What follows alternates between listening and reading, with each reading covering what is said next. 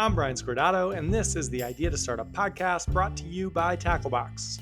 We accelerate ideas into real companies through the Tacklebox membership, and we think through startup strategy every Wednesday on the Idea to Startup podcast.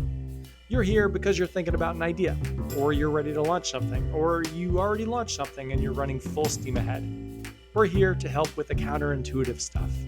On to it. Today, we're going to help you create an identity. Every successful Tacklebox company has had an identity, and they've had it from early on. You may think you need an identity for brand. Your customer sees the consistency of your actions, or you message well about the thing you stand for, and it's compelling. And that is definitely a side effect. Humans are drawn to people and businesses with clear identities. But the real reason you need an identity is so that you can move fast and keep momentum. I think of every startup idea as a giant boulder sitting dead still in front of the founder. The founder's first job, maybe the hardest one, is to get it moving. The transformation from not working on a startup to working on one is huge. Most people never make it. To keep the boulder moving, though, you'll need to make lots of decisions with incomplete data. For most first-time founders, this is a new skill. The best way to handle it is to have an identity, an organizing principle to measure each decision against. Would a company focused on X pursue Y is a way easier question to handle than should we pursue Y? Here's a dead simple example. If you're a restaurant that specializes in traditional Southern Italian food, maybe because you're in a neighborhood with a bunch of people from Southern Italy, and your sous chef says, "Hey, I made my kids a great penne vodka over the weekend. Can we put it on the menu?" Your answer is easy. No. They don't serve creamy sauces in Southern Italy, so we don't serve creamy sauces here. The sous chef would likely even know not to ask about it in the first place. But if you're a generic Italian restaurant, maybe because you didn't want to miss out on tourists who like lasagna or pizza, you've got to spend more time on that decision. Do we want to serve penne vodka? Well, how good was it? Can you make it for me? How much would it cost? Do our customers want it? How much could we charge for it? Why did they come here in the first place? Why do they come back? The hard part of entrepreneurship is always that at any given time you could do anything. That type of optionality, the time spent considering options with incomplete data, is a massive tax on your momentum. You need a system to make those decisions fast, and an identity is the best one I've found. And for the record, your Italian restaurant in that example was called Cheesy Does It. I didn't mention it before, but great name. Choosing an identity is hard because it requires you to not choose a bunch of other potential identities. And as I mentioned, you'll have to do it early, which means you won't have nearly enough data points to feel confident in your decision. But that doesn't matter. You are way better off choosing the wrong identity, aligning all of your decisions behind it, than a few weeks or months later realizing it was a mistake and adjusting, then spending time on each opportunity that crosses your desk, considering what your company would look like if you pursued it, making each decision in a vacuum. The first approach might work. The second is guaranteed not to. A clear identity is rare, and if you need proof of that, check your Gmail promotions tab, assuming you're listening to this around the time it was released, which is the week after Thanksgiving. In there, you'll see dozens or hundreds of emails from every brand you've ever looked twice at, pushing Black Friday and Cyber Monday sales. These start with emails that sound excited, then transition to emails that sound kind of hopeful, and end with emails that are Oliver Twist level desperation. My inbox looks like this.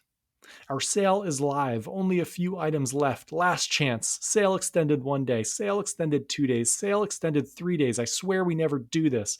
Please, sir, please, won't you buy this $89 merino wool t-shirt for $14? We'll even throw in a beanie. I might have made up that last one. Black Friday isn't necessarily a bad strategy for the right companies, but the decision to pursue it has consequences, and I'd imagine it doesn't line up with the identity the business owners envisioned, which flows through to a misalignment in what the customer sees and expects. What I will remember from Black Friday this year is my wife angrily shouting, "Come on," Friday morning because her favorite sleep sack for the little guy from a brand called Kite Baby wasn't on sale. "Ugh," my wife said, "the fact that these sleep sacks aren't on sale makes me want them that much more. Of course they aren't on sale. They're amazing. Why would they be?" Then she bought one, full price. I had the same reaction after searching to see if jackets from a brand called Relwen were on sale. They weren't, and Relwen didn't even acknowledge that it was Black Friday. Why should they? Their identity is high quality, long lasting, timeless stuff, and why would you ever put that on sale? Kite Baby's identity is products that'll help your baby do the most important thing in the world for parents: sleep. Why the heck would that ever be on sale?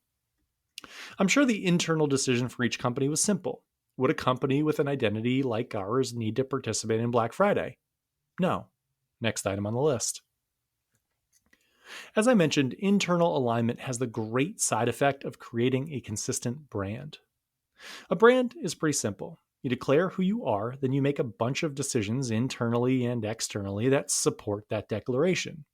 You act in a way a customer can recognize and predict. That is exactly what an identity helps you do. Side note, the other thing I'll remember from Black Friday is when I excitedly showed my wife a fleece with mountains on it from Marine Layer on steep discount that I thought would make me look cool, and she made a face and said, "You sure?" In the same tone a waiter at a diner uses when you order the surf and turf. I didn't get that fleece. Anyway, there are two hard parts of an identity: picking one and sticking to it. So let's get to it. After a little smooth jazz. Hey, we've got a few slots opening up for Tacklebox where we help people turn ideas into startups, as a few of our founders have now outgrown the core program as their businesses have scaled a bit. So, if you've got an idea you've been sitting on and you want to turn it into a startup, let's do it. And to sweeten it a bit more and maybe kick you in the butt a bit, if you apply in the next 2 weeks and get accepted, you'll get 50% off your first month. Just head to gettacklebox.com and apply with what you're working on and put code HOLIDAY in the application when it asks for a referral code. Back to it. Categories. An identity creates alignment. I visualize it like a pyramid. The top piece is the identity, and every other action or part of the business supports it.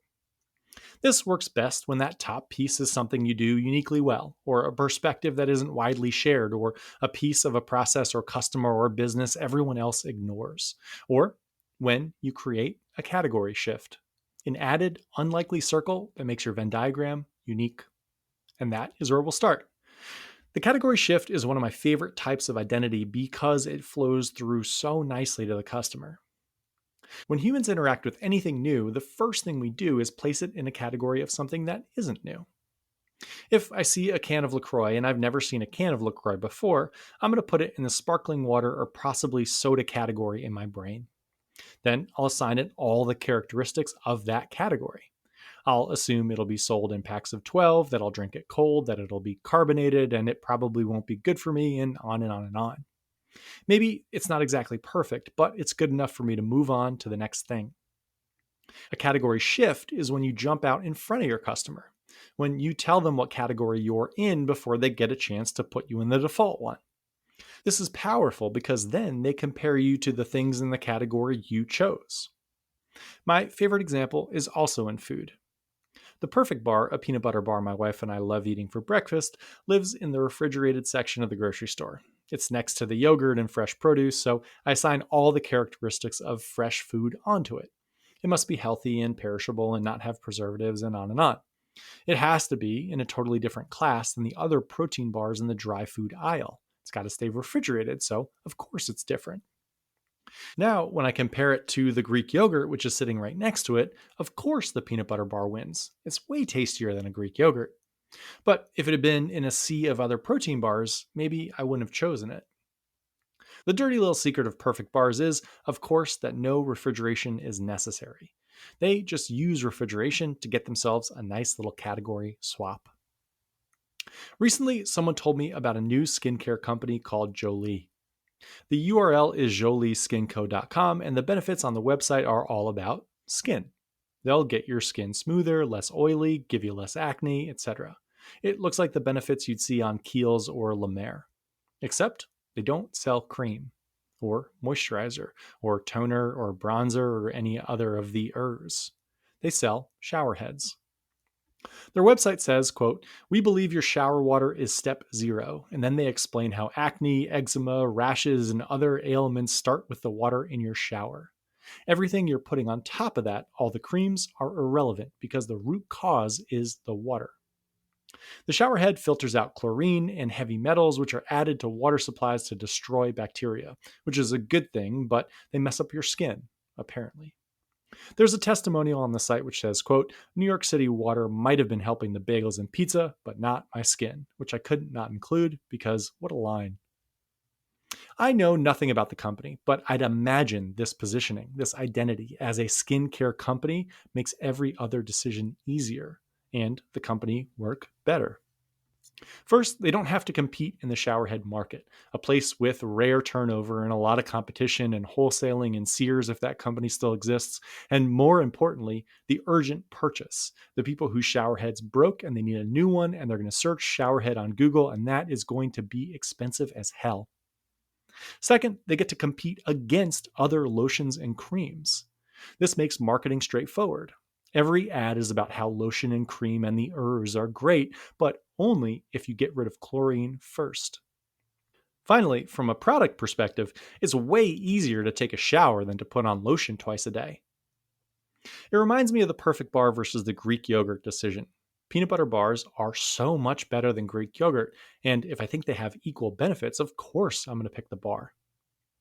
Jolie could drive this home with messaging like, quote, spend your monthly Kiehl's budget on a shower head because the Kiehl's won't work without it anyway.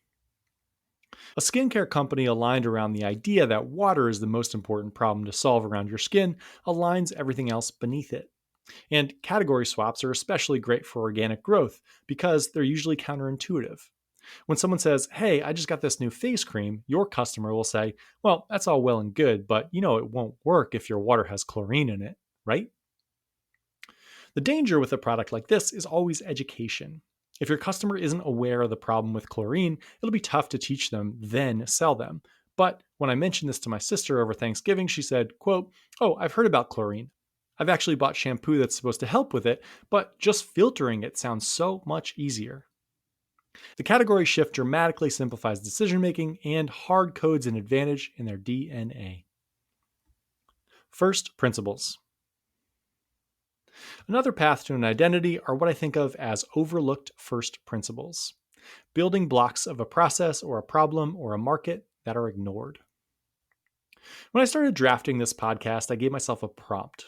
What companies or people or schools or directors or authors in my life have the strongest identity? What jumps out? One thing immediately popped into my mind, and I did not see it coming. It was the 1994 Arkansas Razorbacks basketball team.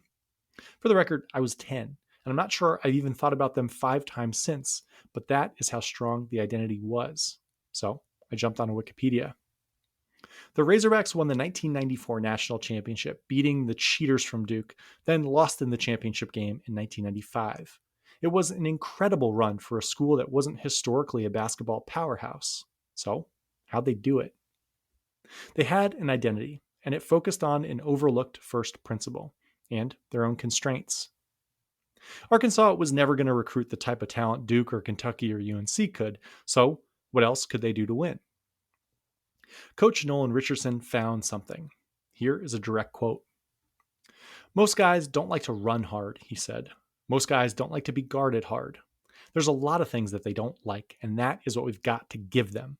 My goal is to make every player on the other team uncomfortable and miserable every second of every game. Here is what he meant. A basketball court is 92 feet long, but most teams only play defense on their half of the court. Really, they only play defense once the team gets within 25 feet of their basket, within shooting range. So for 67 feet, there's no pressure. Point guards regularly walk the ball up the court, dribbling casually, talking to their coach and calling plays. But, Nolan Richardson thought, what if we guarded them the whole time? Every foot, every player, every second, like lunatics. What if our goal was to make our opponent so uncomfortable they didn't even want to play the game? He termed it 40 minutes of hell, the length of a basketball game, and it was their identity. Once this was in place, the waterfall decisions were obvious. Who do you recruit? Well, to play 40 minutes of hell at full speed, you can't just play the customary 7 or 8 players. They'll get too tired. So you need a lot of athletic bodies that are more or less interchangeable. You need athletes, 12, 13, 14 of them, and they all need to be willing to play that style. They don't necessarily need to be that good at basketball, but but they got to play the style. So recruiting goes from who's the best player we can get to let's find players that have long arms and big hands and maybe also play soccer or run track. What type of offense do you run? One predicated on movement to take advantage of a rotating cast of players that are in great shape. But really, offense isn't that important. Defense is the thing. During practice, they had a 40-minute timer where the whole team would sprint up and down a massive hill on campus. They had to be that fit to make it work. And it did. Teams hated playing them. They were completely thrown off. They'd never faced anything like it. And Arkansas won and won and won. One of the first principles of basketball is that you have to dribble the ball up the court every possession. 99.999% of teams ignored that. Arkansas didn't. They took that moment and they built their whole team around it. We have a lot of people applying for the program to become coaches, not the basketball kind, the life kind, or the management kind, or the fitness kind. The other day, I was chatting with someone who'd applied to Tacklebox who wanted to be a coach that helped people shift from one field to another. He talked about all the pillars, finding and testing a new career, learning the skills, creating a network. But I gave him the Arkansas example and I pushed him. Pick a customer and tell me the first principles of helping them, the process, the dams in the river. What is overlooked? What's the walk the ball up the court corollary? He didn't have one. But a week later, he emailed. He said he'd worked out the building blocks of leaving one career to pursue another, and he'd spoken with customers and identified one thing that was glaring and important and completely ignored. Money, he said. He went on.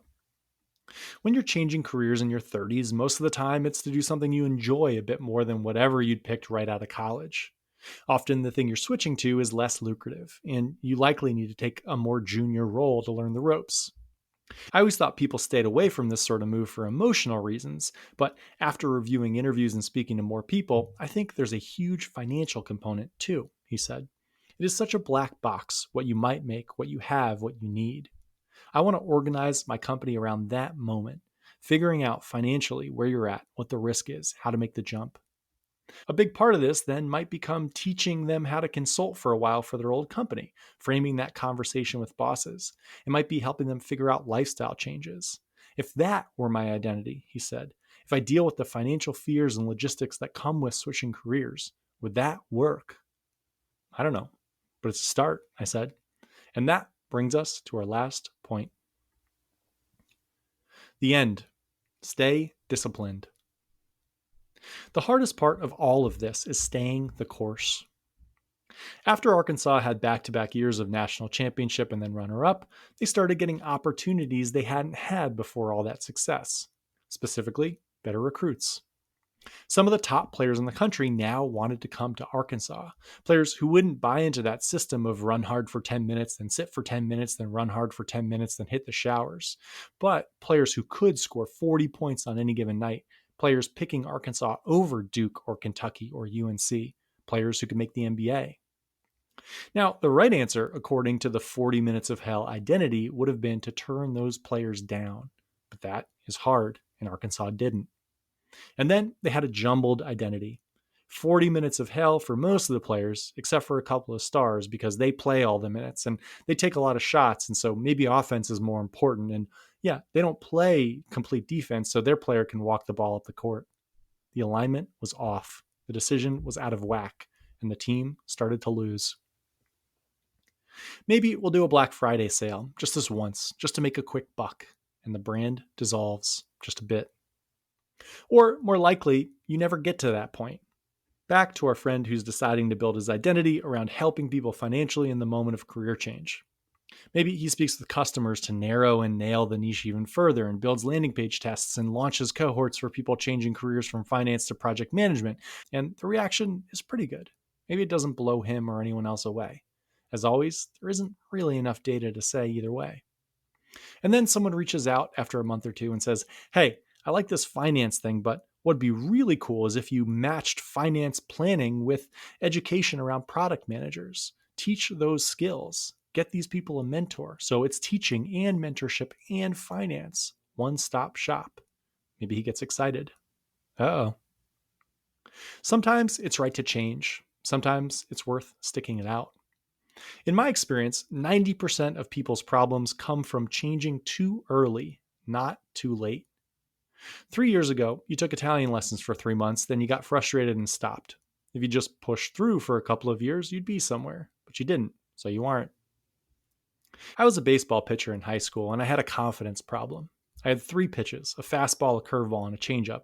And when the catcher called for a fastball, I'd always second guess him. I'd shake him off. Maybe a changeup would be better, or maybe I should throw the curve. I was always unsure what to do. My coach came to the mound one day, livid. He said I wasn't allowed to shake off the catcher anymore. Stop worrying about which pitch is perfect and start worrying about executing the pitch that was called. Throw with conviction. And that's the advice. Pick an identity. Use the methods we spoke about. Make sure it matters, then go after it with conviction. Stick with it for a while, a little longer than your instincts are telling you. This stuff takes time. That is the approach that could work. Bouncing around without an organizing principle because you're scared to pick something never will. And if you're a family member looking for a Christmas present for me, I really feel like I can pull off that fleece with the mountains on it. Give me a chance. I'm cool, right? This was the Idea to Startup podcast brought to you by Tacklebox. If you have a startup idea and a full-time job, head to gettacklebox.com and apply. We'll get back to you in 72 hours and we can be working on your startup idea by the weekend. Have a great week.